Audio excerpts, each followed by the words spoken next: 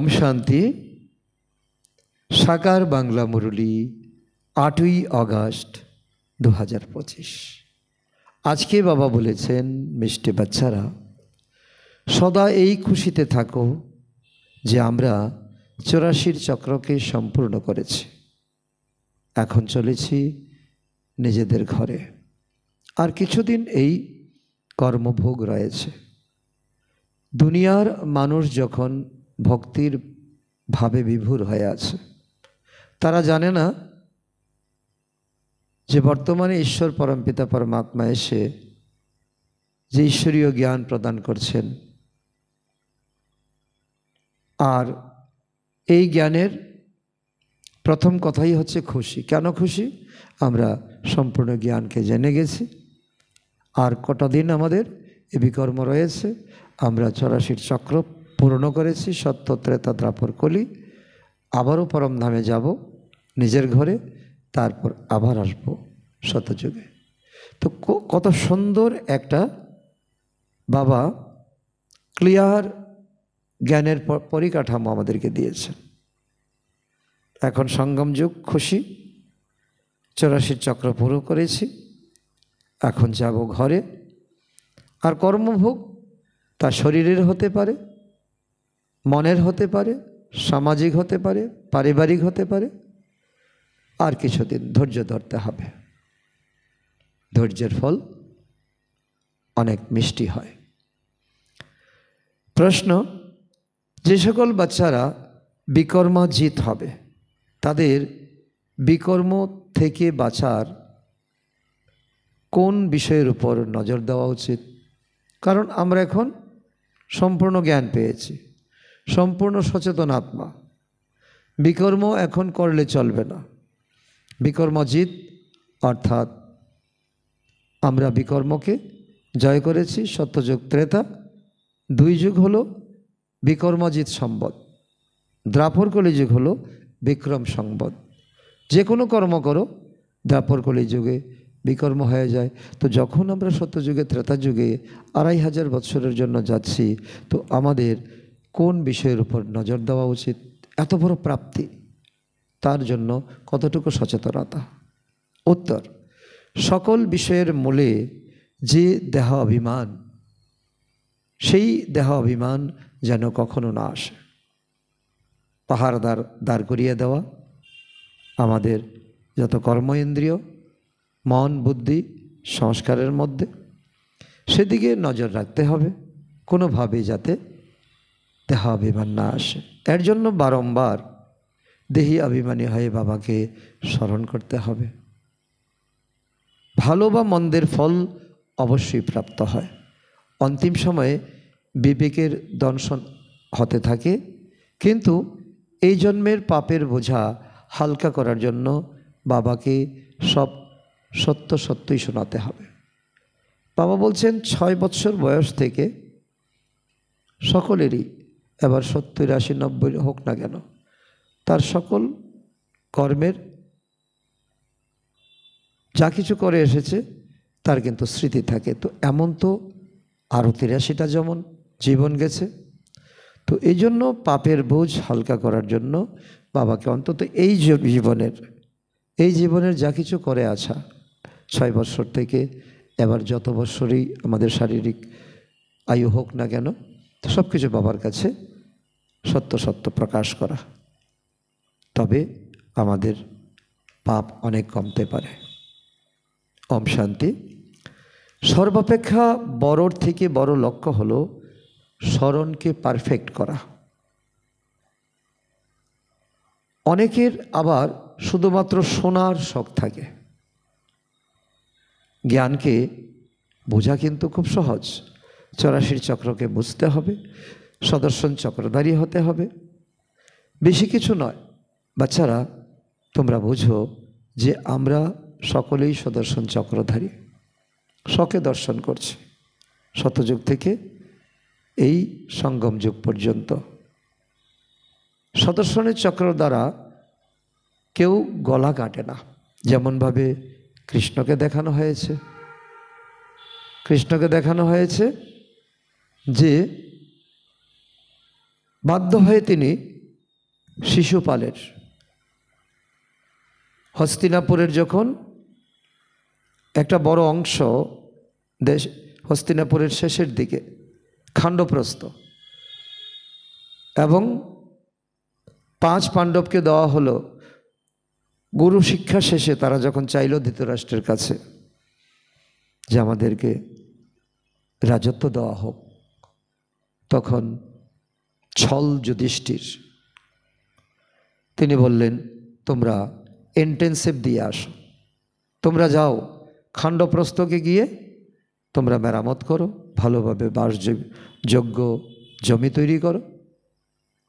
তো যার সাথে কৃষ্ণ আছে, বিশ্বকর্মার দায়িত্বে এই খাণ্ডপ্রস্থকে ইন্দ্রপ্রস্থ করে তোলা হলো। আর এই ইন্দ্রপ্রস্থতে সকলে নিমন্ত্রিত হয়ে আসলো, শিশুপালও আসলো।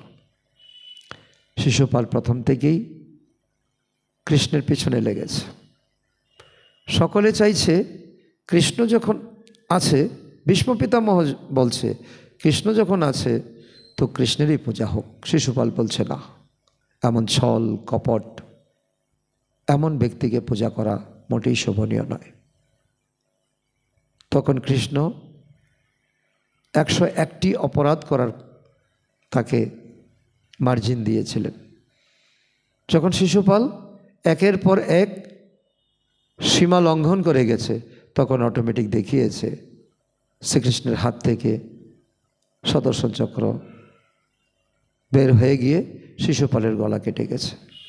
তো সুদর্শন চক্রের দ্বারা কেউ গলা কাটে না।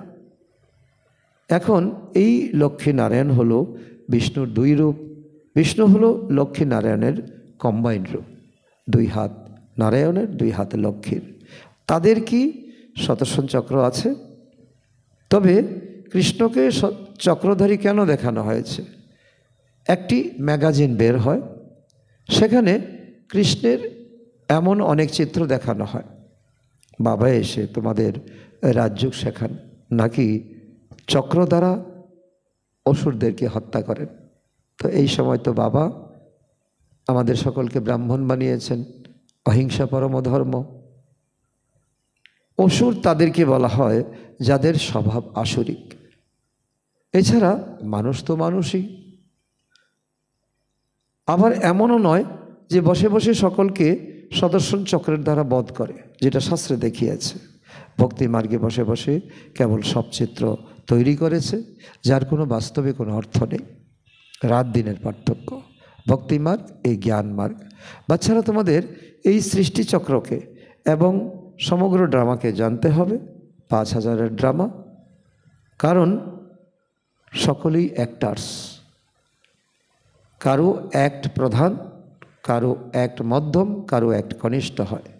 ওই পার্থিব জগতের অ্যাক্টাররা ড্রামাকে জানে, যেটা মঞ্চস্থ হয়, থিয়েটার হয়, নাটক হয়। তো এই হলো অসীম জগতের ড্রামা, 5000 বৎসরের ড্রামা। এতে বিস্তারিতভাবে সব কিছু বুঝতে পারবে না। ওখানে 2 ঘন্টার ড্রামা হয়, ডিটেলে নিজেদের পার্টকে তারা জানে, কখন কে কী ডায়লগ বলবে। তারপর নাটক শেষ, ড্রেস পরিবর্তন করে যার যার ঘরে চলে যাবে। তো এখানে 84 জন্মকে জানতে হবে। শতযুগে আমার কেমন জন্ম ছিল, কেমন আমার কায়া ছিল, কেমন রাজধানী ছিল, আমি কি মহারাজা ছিলাম নাকি কিছুদিন পরে গিয়ে রাজা হয়েছি। তো এইভাবে এখানে 84 জন্মকে জানতে হয়। বাবা আরও বুঝিয়েছেন। তো আমি ব্রহ্মার রথে অর্থাৎ শরীরে প্রবেশ করি, ব্রহ্মারও 84 জন্মের কাহিনী চাই, অ্যাকুরেট জন্ম নেওয়া। ব্রহ্মার 84 জন্মের কাহিনী মানুষের বুদ্ধিতে এই কথা আসতেই পারে না। তারা এও বোঝে না যে 84 লক্ষ জন্ম নাকি 84 জন্ম। কারণ ব্যাসদেবজি যখন এই গীতা প্রণেতা ব্যাসদেবজি ঈশ্বর থেকে সাক্ষাৎকার করেছেন, গণেশকে দিয়ে লিখিয়েছেন। সেখানে এমন অনেক শব্দ ছিল যেটার এক একটার 2টা 4টা করে অর্থ। তো যখন বলা হয়েছে 184 আর এটাকে 84 লক্ষ জন্ম বলে দেওয়া হয়েছে, কারণ তিনি অনেক চেষ্টা করেছেন এটার পাঠোদ্ধার করার জন্য। ওই সময় ভগবান কি উদ্দেশ্যে বলেছে এটা তিনি ভুলে গেছেন। তোমাদের 84 জন্মের কাহিনী আমি শোনাই।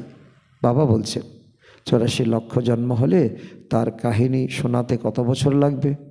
তোমরা তো সেকেন্ডে জেনে যাও। 84 জন্মের কাহিনী সেকেন্ডে, যার হবে সেকেন্ডে হবে, 1 সেকেন্ডে মুক্তি, জীবন মুক্তি। তো এই হলো 84 জন্মের কাহিনী। তো আমরা 84 চক্র কিভাবে পরিক্রমা করেছি, 84 লক্ষ হলে কি সেকেন্ডে বুঝতে পারতে না? পারতে না। 84 লক্ষ বাস্তবে হতেই পারে না। বাচ্চারা, তোমাদের অত্যন্ত খুশি হওয়া উচিত। আমাদের সামনে 4টি চিত্র চলে এসেছে। আমরা এখন সঙ্গম যুগে এসেছি। আমরা সত্য, ত্রেতা, দ্বাপর, কলিযুগ শেষ করে ফেলেছি, আর আমরা যাব পরমধামে। এখন কিছু একটা বিকর্ম ভোগ, কর্মভোগ অল্প কিছু দিনের আমাদের ভুগতে হবে। তা শারীরিক হোক, মানসিক হোক, পারিবারিক হোক, সামাজিক হোক। খুশি হওয়া উচিত না? আমরা এখন সমস্ত বিকর্ম বিনাশ করে এখন নিজের ঘরে যাব, আবারও আসবো পরমধাম থেকে শতযুগে। আমাদের 84 জন্মের চক্র পূর্ণ হয়েছে, এখন আমরা ফিরে চলে যাই পরমধামে।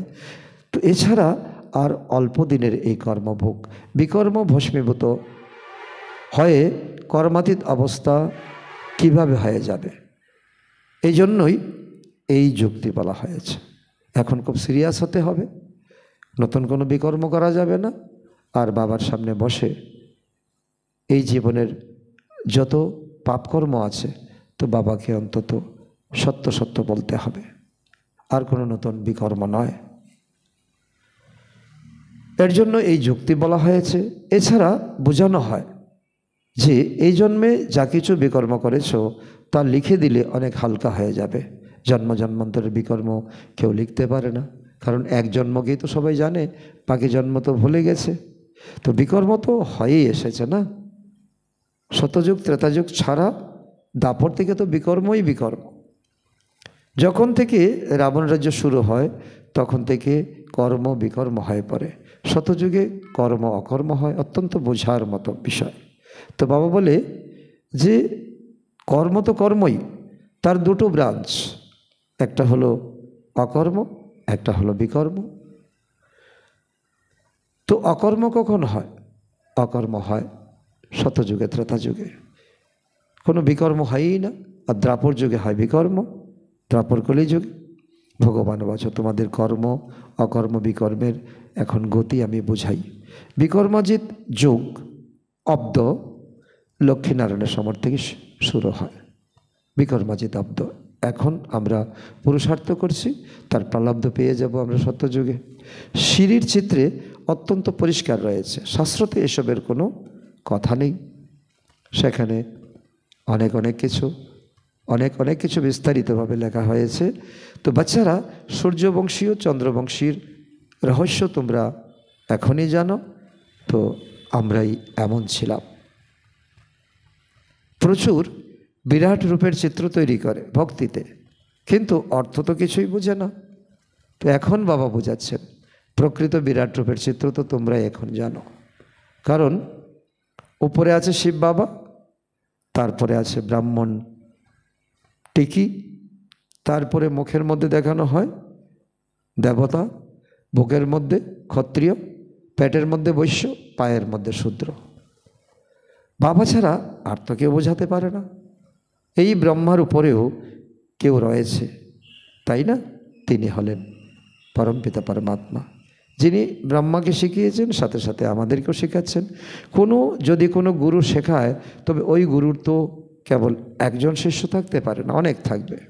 বাবা বলেন বাচ্চারা, তোমাদের পতিত থেকে পবিত্র থেকে পতিত হতেই হবে। এটা ড্রামার চক্র, অর্ধেক দিন অর্ধেক রাত্র, এও ড্রামায় নির্ধারিত। অনেকবার এই চক্র পেরিয়ে গিয়েছে, পেরিয়ে যেতেই থাকবে। তোমরা হলে অলরাউন্ড পাঠধারী। অলরাউন্ড মানে শতযুগ থেকে বিভিন্ন পাঠ তোমরা করেছ। দ্বাপর যুগ থেকে ছোট দ্বাপর যুগের প্রথম থেকে তোমরা অনেক ভালো সুখ পেয়েছ। বাবা বলে কি 50-60 বছর অ্যাভারেজ তোমরা সুখে জীবন পাও। আদি থেকে অন্ত পর্যন্ত পার্ট আর কারোর থাকে না, তোমাদেরই আছে। এই সময় যারা জ্ঞানে টৈটম্বুর হচ্ছ তোমাদেরকে বাবা বুঝান। আবার তোমরা এও জানো যে অন্যান্য ধর্মাবলম্বীরা অমুক অমুক সময় অনুসারে আসে। ইব্রাহিম কখন আসে, বুদ্ধ কখন আসে, জিসাস ক্রাইস্ট কখন আসে, তোমাদের পার্ট তো অলরাউন্ড। কিন্তু তোমরা ভুলে গেছো তোমাদের এই আদি সনাতন দেবদেবীর রচয়িতাকে। খ্রিস্টানদের উদ্দেশ্যে বলা একথা বলা হবে না, তারা সত্যযুগে ছিল, সত্যযুগে তাদের পার্টি থাকে না। বাইবেলে লেখা আছে খ্রিস্ট জন্মের 3000 বৎসর আগে এই ভারতে দেবী দেবতাদের রাজ্য ছিল, স্বর্গ দুনিয়া ছিল। তারা দাপরের মধ্যভাগে আসে, দাপর থেকে টিউবস বেরিয়েছে, 3 ব্রাঞ্চ দেখানো হয়েছে, মেন 3 ব্রাঞ্চ। বাচ্চারা এই নলেজও তোমাদের বুদ্ধিতে রয়েছে, তোমরা কাউকে বোঝাতে পারো, অন্য কেউ সৃষ্টির আদি মধ্য অন্তকে জানেই না, রচয়িতাকে জানে না, তাহলে তার রচনাকে কি করে জানবে? এখন বাবা মার্সিফুল, বাবা বুঝিয়েছেন যে সকল কথা ন্যায়সঙ্গত সেগুলি ছাপিয়ে এরোপ্লেন থেকে সর্বস্থানে ছড়িয়ে দিতে হবে। এটাও একটা বড় সেবা। সেই পয়েন্ট অথবা টপিক বসে বসে তোমাদের লেখা উচিত, যে মূল টপিক, যাতে মানুষের কল্যাণ হতে পারে। বাচ্চারা বলে কোনো কাজ নেই, তো বাবা বলে কি এই সঙ্গম যুগে তোমাদের এখন কামাই, সেবাই সেবা, আর তোমরা বলছো কোনো কাজ নেই, কর্ম নেই। তো বাবা বলেন এমন সার্ভিস তো অনেক রয়েছে না, তো করো, কিছুই নেই কিছু একটা করো। তো এখানে একান্তে বসে সেই কাজ করো। বড় বড় যে সকল সংস্থা রয়েছে, গীতা পাঠশালা ইত্যাদি রয়েছে, সেই সব জায়গাকে জাগাতে হবে। সেখানেই তোমাদের আদি সনাতন দেবদেবী ধর্মের আত্মারা লুকিয়ে আছে। তো সকলকে সমাচার দিতে হবে না। তো এই হলো পুরুষোত্তম সঙ্গম যুগ। যে বোধ সম্পন্ন হবে সে তৎক্ষণাৎ বুঝে যাবে। অবশ্যই সঙ্গম যুগেই নতুন দুনিয়ার স্থাপনা এবং পুরানো দুনিয়ার বিনাশ হয়। এই সেই সঙ্গম যুগ। ঘড়ির কাটা 12টা বাজে কি বাজে। শতযুগে থাকে পুরুষোত্তম মানুষ, তো এখানে থাকে আসরিক স্বভাব বিশিষ্ট পতিত মানুষ তো মানুষই, কিন্তু দেবতাদের দিব্যগুণে ভরপুর থাকে। আর এখানে বিবেক বলে মানুষের কিছু নেই। শতযুগে থাকে পুরুষোত্তম মানুষ, আর এখানে আসরিক স্বভাব সম্পন্ন মানুষ। এও বাবা বুঝিয়েছেন যে কুম্ভমেলা ইত্যাদি যা অনুষ্ঠিত হয় সেখানে অনেক মানুষ স্নান করতে যায়, সেখানে গিয়ে তোমরা সার্ভিস করতে পারো। মানুষকে বোঝানো উচিত যে এই জল পতিত পাবনী নয়। জলের একটা বৈজ্ঞানিক ব্যাখ্যা, জল তো পৃথিবীর জল শতযুগে যা ছিল এখনও তাই আছে, 3 ভাগ জল 1 ভাগ স্থল। তো এই বাষ্প হয়ে উপরে চলে যায় মেঘ, আর মেঘ বর্ষণ হয়ে আবার নিচে নেমে আসে, এইভাবে সাইকেলিং হতে থাকে। তো এটা পতিত পাবনী কী করে হতে পারে? জল তো জলই হয়। তো তোমাদের কাছে চিত্র রয়েছে, গীতা পাঠশালায় গিয়ে তো এই প্রচারপত্র বন্টন করা। তো এরকম প্যাম্পলেট তোমরা নিয়ে যাও, যেখানে যেরকমভাবে তোমরা বিচার মন্থন করে তো এমন কিছু আর্টিকেল লেখো। তো এই জল পতিত পাবনী নয়, গীতা পাঠশালাতে গিয়ে বলো, সাহস করে বলো। তোমাদের কাছে চিত্র রয়েছে, গীতা পাঠশালায় গিয়ে এই প্রচারপত্র বন্টন করতে হবে। তো বাচ্চারা সার্ভিস করতে চায়, এই কথা বসে বসে লেখে যে গীতার ভগবান পরমপিতা পরমাত্মা শিব, শ্রীকৃষ্ণ নয়। তো সেই বুঝাতে পারবে যে নাকি অনেক বুঝদার আত্মা হবে। পুনরায় তার বায়োগ্রাফির মহিমা লেখো, শিবের মহিমা লেখো আলাদা, কৃষ্ণের মহিমা লেখো আলাদা। তো দুটোকে ভাইস ভার্সা আলোচনা করো। শিব বাবার বায়োগ্রাফি লেখো, তখন তারা নিজেরাই জাজ করতে পারবে বাস্তবে কোনটা ঈশ্বর নিরাকারের মহিমা আর কোনটা দেহধারীর মহিমা। এই পয়েন্টস লিখতে হবে যে পতিত পাবন কে। আবার শিব এবং শঙ্করের প্রভেদও দেখাতে হবে, শিব আলাদা, শঙ্করও আলাদা। এও বাবা বুঝিয়েছেন যে কল্প হলো 5000 বৎসরের, মানুষ 84, জন্ম নেয় 84 লক্ষ নয়। এই ছোটোখাটো পয়েন্টগুলো তোমরা বিচার মন্থন করে তার উপর আর্টিকেল লেখো, ভিন্ন ভিন্ন জায়গায় গিয়ে সেবা করতে পারো। এই মুখ্য কথাগুলি শর্টে লেখা উচিত, যেগুলি এরোপ্লেন থেকে ফেলা যেতে পারে, বোঝানো যেতে পারে। যেমন এই গোলক সৃষ্টিচক্র, তো এতে পরিষ্কার যে অমুক অমুক ধর্ম অমুক অমুক সময়ে স্থাপিত হয়, ক্লিয়ার। এটা একটা ম্যাপ। এই গোলকও থাকা উচিত তোমাদের কাছে। তাই প্রধান 12টি চিত্রের ক্যালেন্ডারও ছাপাতে পারো, যার মধ্যে সমগ্র জ্ঞান চলে আসে এবং সার্ভিস খুব সহজ হয়ে যায়। তো এই চিত্র অত্যন্ত জরুরি। তো কোন চিত্র তৈরি করতে হবে, কোন কোন পয়েন্ট লিখতে হবে, বসে বসে তা লেখো, ভাবো। তোমরা গুপ্তবেশে এই পুরানো দুনিয়াকে পরিবর্তন করছো। তোমরা হলে আননোন ওয়ারিয়ার্স, অজ্ঞাত বা গুপ্ত যোদ্ধা।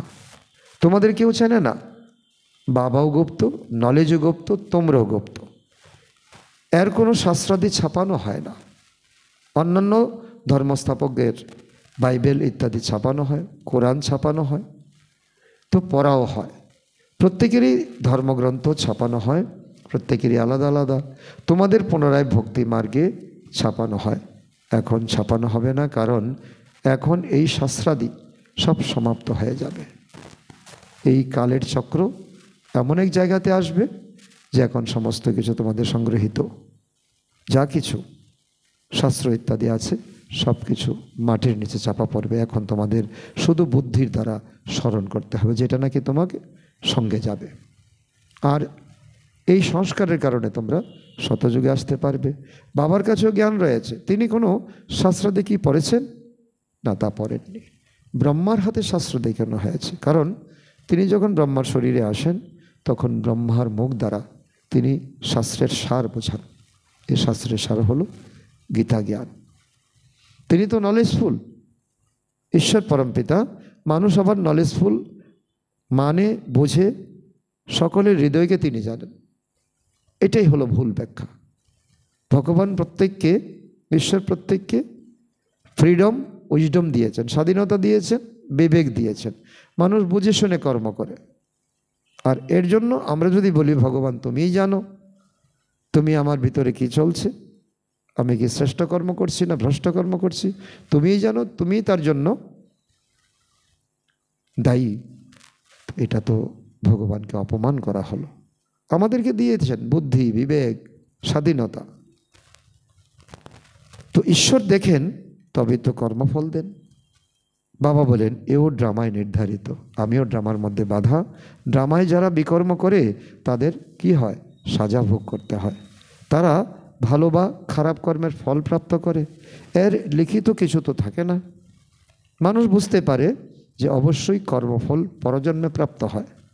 অন্তিম মুহূর্তে বিবেকের দংশন হয়, তখন তো কিছুরা করার থাকে না। আমরা এই পাপ করেছি, অন্তিম সময় অনুশোচনা করলে কি হবে? অনুশোচনা করার সময় এখন, বাবাকে বলার সময় এখন, এখন নিজেকে সংশোধন করার সময়। সবই স্মরণে আসে। তো যেমন কর্ম তেমনই জন্ম হবে। এখন তোমরা বিকর্মজিত হচ্ছ, তাই এমন কোনো বিকর্ম করা উচিত নয়। সর্বাপেক্ষা বড় বিকর্ম হলো তো দেহি অভিমানী হওয়া। তো বাবা বলছে কি, এই সময় সবচেয়ে বড় দেহ অভিমান হলো বড় বিকর্ম। বারবার বাবা দেহি অভিমানী হয়ে বাবাকে স্মরণ করো, তবে এই দেহ অভিমান তোমাদের কেটে যাবে। পবিত্র থাকতে হবে। সর্বাপেক্ষা বড় পাপ হলো কাম বিকারে যাওয়া। এটাই তোমাদের আদি মধ্য অন্ত দুঃখ দিয়েছে। তাই সন্ন্যাসীরা বলে এই সুখ কাকবিষ্টার সমান। যদিও তাদের শতযুগে পার্ট নেই, এই জন্য তারা বলে। আবার একদিকে কথাটা কিন্তু সত্য, দ্বাপর কলিযুগে কোনো সুখ বস্তু বলতে কিছু আছে? ওখানে দুঃখের কোনো নামই থাকে না সত্যযুগে। এখানে দুঃখই দুঃখ রয়েছে, তাই সন্ন্যাসীদের বৈরাগ্য আসে। কিন্তু তারা জঙ্গলে চলে যায়, তারা হলো পার্থিব জগতের বৈরাগ্য, হদের সন্ন্যাসী। আর তোমাদের হলো অসীম জগতের বৈরাগ্য। এ হলো খারাপ, অর্থাৎ ছিছি দুনিয়া। সকলেই বলে বাবা তুমি এসে আমাদের দুঃখ দূর করে সুখ প্রদান করো। বাবাই দুঃখ হরণকারী, সুখ প্রদানকারী। বাচ্চারা, তোমরাই জানো যে এই নতুন দুনিয়ায় দেবতাদের রাজ্য ছিল, সেখানে কোনো রকম দুঃখ ছিল না। যখন কেউ শরীর পরিত্যাগ করে তখন মানুষ বলে যে স্বর্গবাসী হয়েছে, কিন্তু এটা কি জানে যে আমরা নরকে রয়েছি? না, তা জানে না। আমরা যখন মারা যাব তখন স্বর্গে যাব, পরমধাম গিয়ে তারপর নতুন দুনিয়াতে আসব। কিন্তু সেও স্বর্গে গিয়েছে নাকি এখানে নরকে এসেছে কিছুই তো জানে না। বাচ্চারা, তোমরা তিনজন পিতার রহস্য সকলকে বোঝাতে পারো। এক হচ্ছে লৌকিক পিতা, এক অলৌকিক পিতা, এক হচ্ছে পারলৌকিক পিতা। দুজন পিতাকে তো সকলেই জানে, লৌকিক আর পারলৌকিক। তো আর এই অলৌকিক প্রজাপিতা ব্রহ্মা রয়েছেন এই সঙ্গম যুগে। ব্রাহ্মণও তো চাই, তাই না? তোমরা হলে যজ্ঞরক্ষক ব্রাহ্মণ। ওই ব্রাহ্মণরা কি কেউ ব্রহ্মার মুখবংশজাত? না, তা নয়। তারা জানে যে ব্রহ্মা ছিলেন, কিন্তু কে তিনি? ঈশ্বর ওনার শরীর দিয়ে কি কর্ম করেছে, তাই বলে ব্রাহ্মণ দেবী দেবতায় নাম। এ কথা জানে না কাকে বলে, কোন ব্রাহ্মণ। কারণ যে কোনো পূজা পাঠ করতে গেলে ব্রাহ্মণ দেবী দেবতায় নামও বলা হয়। এই সময় তো ব্রহ্মাকেও সম্মান দিচ্ছে। আর আমরা যারা এখন বিকর্ম করছি না, এখন যারা আমরা পুণ্যকর্ম করছি, তো আমাদেরকে সম্মান জানিয়ে সকল পূজা পাঠ করা হয়। এই কথা জানে না যে কাকে বলে, কোন ব্রাহ্মণ। তোমরা হলে পুরুষোত্তম সঙ্গম যোগীয় ব্রাহ্মণ, মুখবংশাবলী ব্রাহ্মণ। ওরা হলো কলিযোগীয় কোক বংশাবলী। এটা হলো পুরুষোত্তম সঙ্গম যুগ, যখন তোমরা মানুষ থেকে দেবতায় পরিণত হও। দেবী দেবতা ধর্মের স্থাপনা হচ্ছে না, তাই বাচ্চাদের সব পয়েন্ট ধারণ করতে হবে এবং পুনরায় সার্ভিস করতে হবে। পূজা করতে অথবা শ্রাদ্ধ খেতে ব্রাহ্মণরা আসে, তাদের সঙ্গেও তোমরা কথোপকথন করতে পারো, তাদেরকে বোঝাতে পারো। কারণ তোমাদের কাছে সব ম্যাটেরিয়ালস রয়েছে। বলতে পারো তোমাদের সত্যিকারের ব্রাহ্মণ আমরা করে দিতে পারি ঈশ্বরীয় নিয়ম অনুসারে। ঈশ্বর পরমপিতা পরমাত্মা এখন যে শিক্ষা দিচ্ছে তার দ্বারা তোমরা মুখবংশাবলী ব্রাহ্মণ হতে পারো। এখন ভাদ্র মাস আসছে, সকলেই পিতৃপুরুষের আত্মাদের ভোজন করায়, তো সেটাও যুক্তিযুক্তভাবে করতে হবে। তা না হলে বলবে ব্রহ্মা কুমারীদের কাছে গিয়ে সব কিছু পরিত্যাগ করে দিয়েছে, তো বদনাম হবে। সেটাও যুক্তিযুক্তভাবে করতে হবে। তো এমন কিছু করো না যার ফলে অসন্তুষ্ট হয়ে যায়। তো বাবা বলে কি ব্যালেন্স করে কর্ম করো, যুক্তিযুক্তভাবে তোমরা জ্ঞান প্রদান করতে পারো। অবশ্যই ব্রাহ্মণরা আসবে, তবেই তো জ্ঞান দান করবে, তাই না? এই মাসে তোমরা ব্রাহ্মণদের অনেক সার্ভিস করতে পারো। তোমরা ব্রাহ্মণরা হলে প্রজাপিতা ব্রহ্মার সন্তান। বলো ব্রাহ্মণ ধর্ম কে স্থাপন করেছে? তোমরা ঘরে বসে ওনাদের কল্যাণ করতে পারো। যেমন যারা অমরনাথ যাত্রায় যায় তারা শুধুমাত্র লেখা পড়ে, এতে কিছু বুঝতে পারবে না। তাদের সেখানে বসে বোঝাতে হবে, কেন তোমরা এত পরিশ্রম করে এত উঁচু পাহাড়ে যাচ্ছ। আমরা সত্যিকারের অমরনাথের কথা শোনাই। সত্যনারায়ণের পাঁচালী তো অনেক শুনেছ, এখন সত্যনারায়ণের অমর কথা যা শুনলে তুমি সত্যিকারের দেবী দেবতা হয়ে যাবে। অমরনাথ একজনকে বলা হয়। অমরনাথ যিনি অমরপুরী স্থাপন করেন সেটা হলো সত্যযুগ। এমন সার্ভিস করতে হবে, সেখানে অমরনাথে পায়ে হেঁটে যেতে হয়। যারা ভালো ভালো গণ্যমান্য ব্যক্তি তাদের গিয়ে বোঝানো উচিত।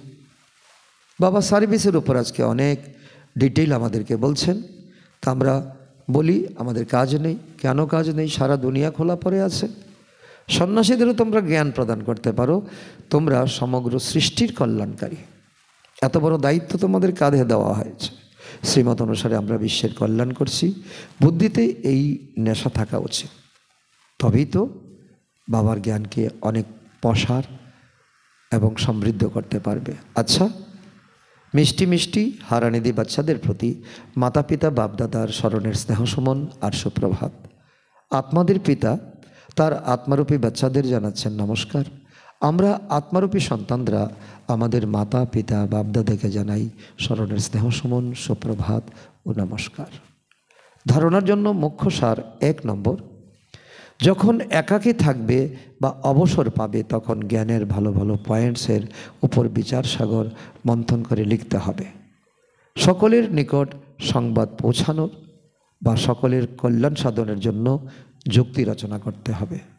তো বাবা ভ্যারাইটি আজকে সেবার জন্য বলেছেন, এরোপ্লেন থেকে পর্চা ছাপাও, সন্ন্যাসীদেরকে বোঝাও, অমরনাথে গিয়ে বোঝাও এবং বিভিন্ন ব্রাহ্মণদের বোঝাও। আরও কত কি বলেছেন।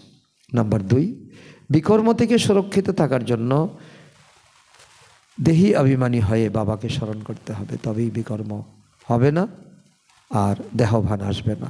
এখন কোনো বিকর্ম করা উচিত নয়। এই জন্মের কৃত বিকর্ম সততার সঙ্গে বাপদাদাকে শোনাতে হবে। বরদান, অটল ভবিষ্যৎকে জেনেও শ্রেষ্ঠ কার্যের প্রত্যক্ষ রূপ প্রদানকারী সদা সমর্থ ভাব। নতুন শ্রেষ্ঠ বিশ্ব হওয়ার ভবিতব্য অটল হয়েও সমর্থ ভবর বরদানী বাচ্চাদেরকে কেবল কর্ম আর ফলের, পুরুষার্থ আর প্রলোভদের, নিমিত্ত আর নির্মাণের কর্ম ফিলোসফি অনুসারে নিমিত্ত হয়ে কার্য করে। সাধারণ মানুষের মধ্যে কোনো আশা দেখা যায় না। আর তোমরা বলছো এই কার্য অনেকবার হয়েছে, আবারও এই সময় এই কল্পে ঈশ্বর পরমপিতা ব্রহ্মার শরীরে এসে আবারও আমাদেরকে নতুনভাবে তৈরি করছে। এখনও হয়েই পড়ে আছে, কেননা স্বপরিবর্তনের প্রত্যক্ষ প্রমাণের সামনে আর কোনো প্রমাণের প্রয়োজনীয়তা নেই। সাথে সাথে পরমাত্ম কার্য সদা সফল হয়ে আছে। স্লোগান, বলা কম করা বেশি, এই শ্রেষ্ঠ লক্ষ্য তোমাদেরকে মহান বানিয়ে দেবে। অব্যক্ত ইশারা, সহযোগী হতে গেলে পরমাত্মার প্রেমের অনুভবী হও। সেবাতে বা নিজের উন্নতি কলাতে সফলতার মুখ্য আধার হলো এক বাবার সাথে অখণ্ড ভালোবাসা। বাবা ছাড়া আর কিছুই যেন দেখা না যায়। এক বাবা, দ্বিতীয় কেউ নয়। সংকল্পেও বাবা, বাণীতেও বাবা, কর্মেও বাবা। বাবার সাথে এই রকম লাভলীন স্থিতিতে থেকে একটা শব্দ বললেও তো সেই স্নেহের বাণী অন্য আত্মাদের স্নেহতে বেঁধে দেবে। অনায়াসে তোমরা করতে পারো। এইরকম লাভলীন আত্মার এক বাবা শব্দই জাদু মন্ত্রর কাজ করবে। আজকের সমান আমি সদা সমর্থ আত্মা। তো কী করে হব? অটল ভবিষ্যৎকে জেনে শ্রেষ্ঠ কার্যের প্রত্যক্ষ রূপ প্রদানকারী সমর্থ আত্মা তখনই হব সদা সমর্থ, অটল ভবিষ্যৎকে জেনে শ্রেষ্ঠ কার্যের প্রত্যক্ষ রূপ প্রদান করব আমরা। আচ্ছা, ওম শান্তি।